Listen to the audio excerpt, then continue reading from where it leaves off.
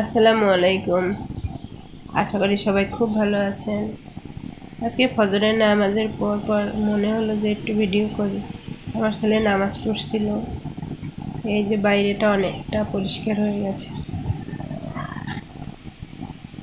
আমার কথা শুনে অবশ্যই বুঝতে পারছেন আমি অসুস্থ, মানে ঠান্ডা লাগছে খুব বেশি, জ্বর, মাথা ব্যথা, এই তো। অসুস্থ থাকি আর যাই থাকি, শরীরের অবস্থা যাই হোক, সংসারের কাজ থেকে তো আর মাপ নেই, সেটা তো করতেই হবে। যেহেতু আমি একা, ছেলে মেয়ে ছোট। সকাল সকাল রান্নাটা বসিয়ে দিয়েছি, কারণ রান্নাটা শেষ হলে মনে হয় দিনের অনেকটা কাজ শেষ হয়ে গেছে। এই যে ভাত বসিয়ে দিয়েছি, তারপর আলু ভাজি।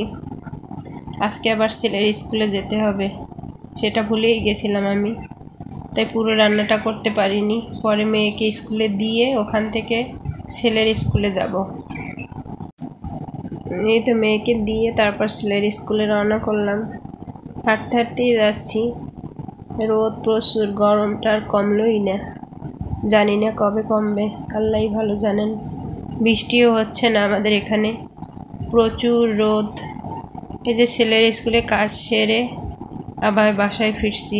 ফেরার পথে একটু সবজি নিয়ে নিলাম। বাসায় সবজি তো দরকারই হয়, যেহেতু কম আসে, চিন্তা করলাম সামনে পেয়েছি তাই নিয়ে যাই।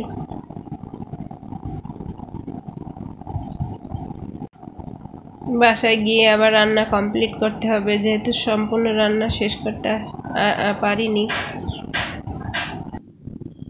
সবজি কেনার পরে সোজা অটোতে চলে গেলাম, কারণ এত দূর তো আর হাঁটা সম্ভব না। এখান থেকে ভালোই দূরে আমার বাসা।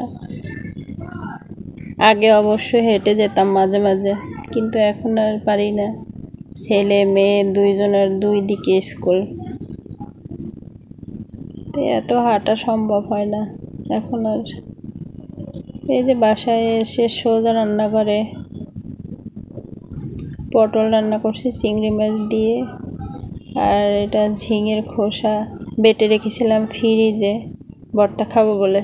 এই তো আমার ভর্তা রেডি, পটল রান্নাও শেষ। দুপুরের খাওয়া দাওয়া সেরে তারপর দুজনে গেলাম আবার মেয়েকে কোচিংয়ে দিতে।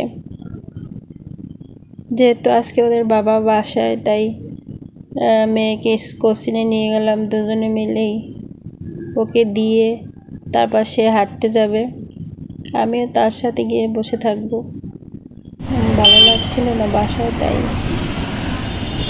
তো মেয়েকে দিয়ে গেলাম কোচিংয়ে। তারপরে যাচ্ছি আমরা দুজনে আমাদের যে পার্ক, সেখানে হাঁটতে যাচ্ছি।